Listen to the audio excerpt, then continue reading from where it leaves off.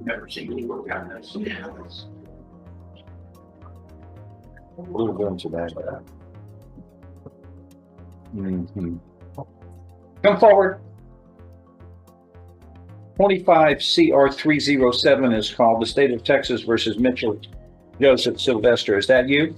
Yes, sir. All right. You were here. This is an initial appearance, and Ms. Minaldi has been appointed to represent you. My God.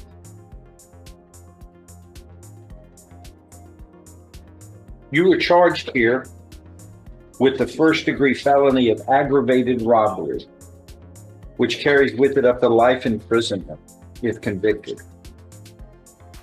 But it doesn't end there.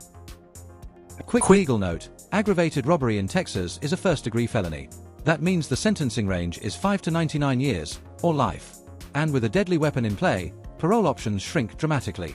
Translation: this isn't just a charge, it's potentially a life sentence. I'm looking at 4 prior felony convictions beginning in 1980, aggravated robbery.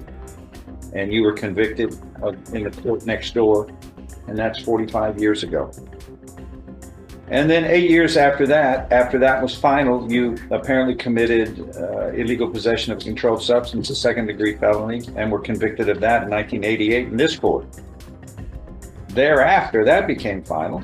You committed the felony of another illegal possession of a controlled substance and was committed in 1991. You were convicted next door in the 252nd. After that became final, you committed the felony of having a prohibited substance in a correctional facility, a third-degree felony, and you were finally convicted of that in 1996 in the 252nd District Court. So, if all of this, if you were found guilty and all of this were proven true, you are looking at no less than 25 years in prison, up to life in prison. And since a deadly weapon was used, of course, you would not be parolable for whatever sentence up to life until you served at least 50% or half. Do you understand how serious this is? Do you understand how serious this is, sir?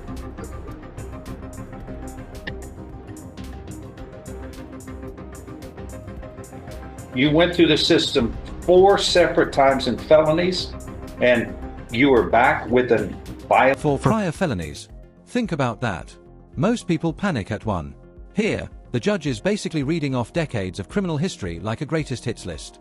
Question for you: at what point do second chances run out? A crime? That's a rhetorical question. I don't expect an answer. All right. What do you want to do today, Minaldi, as his lawyer? Does he have an indigent form? I guess he's indigent. I don't know. But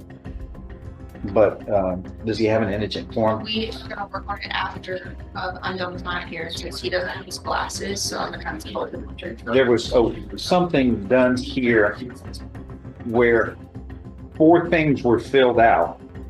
I mean, just 4 spaces out of this multi-page document, and then it was approved by a magistrate. You just can't make this stuff up.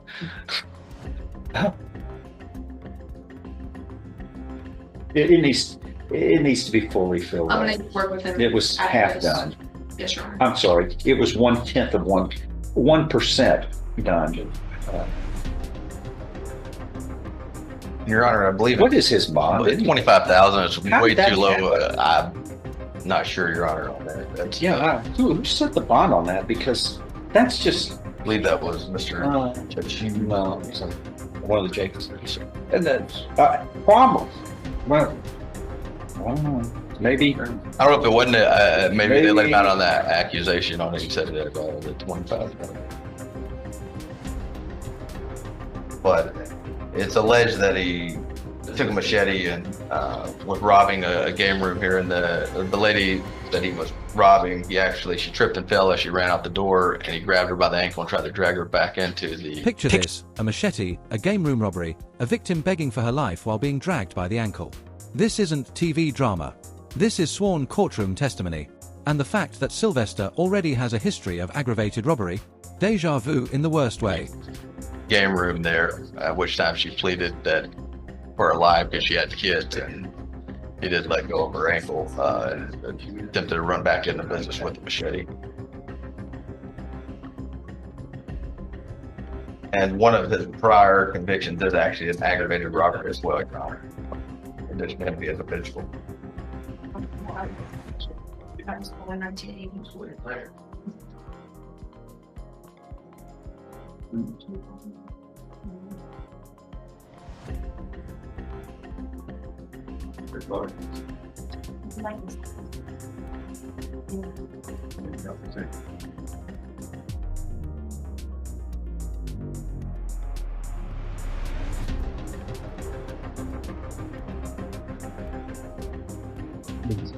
Court has reviewed the probable cause affidavit and the defendant's prolific criminal history, which is in the public safety report, which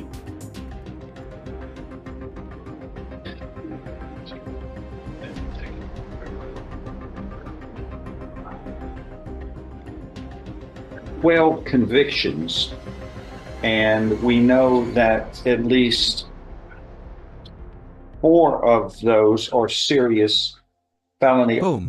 Bond just quadrupled to $100,000. Add a GPS ankle monitor and strict home confinement, and you've got the legal system's version of trust but verify. The judge is making sure that if Sylvester steps out of line, they'll know instantly. Offenses, including violent crime of aggravated robbery, which is what the defendant is now charged with once again. And $25,000 is woefully too low. So the defendant's bond is $100,000. You must have a GPS device if you post your bond so that we know where you are at all times. When a robbery occurs in this town, we want to make sure it's not you. And you would be placed on home confinement, except for purposes of trying to find a job and going to and from to get food in the direct routes possible. You understand the seriousness of what you're charged with, sir, your criminal history, and the fact that this was committed in a very violent fashion, where a machete was alleged to have been displayed by you in the commission of this crime, and threatening the victim. Are you working somewhere right now? How did you post $25,000 bond? Your niece. Who's your niece? Sheriff, name is Sheriff, my brother's daughter. Your brother's son.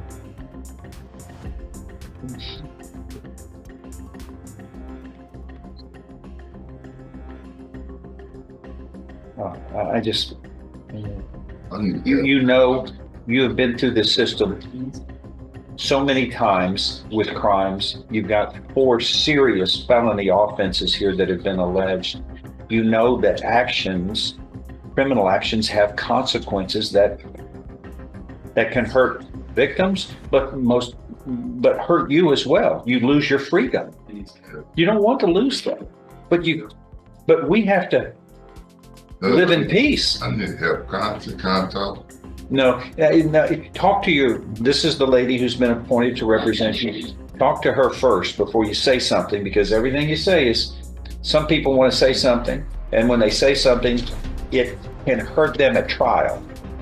They go, well, I did it, but I was really kidding around or something like that. it works against them. So you don't want to speak until you talk to her first. If it's something you need to talk to me, that's fine.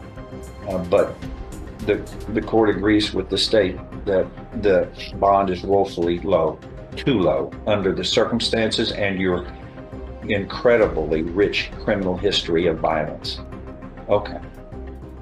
I want to like an announcement in 4 weeks. Yes, Judge, if we could keep him on the same docket or similar week as Crystal Row that we reset 5 weeks. Okay. that Oh, would- 5 weeks. Okay. Good. Thank you. Yes, ma'am. Thank you. We'll do that.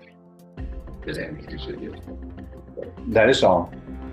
You were. And there's your courtroom survival tip. Don't wing it in front of a judge. One careless sentence can sink your entire defense. Do you think Sylvester's long record leaves him any real chance at trial? Or is this just a slow march toward another conviction?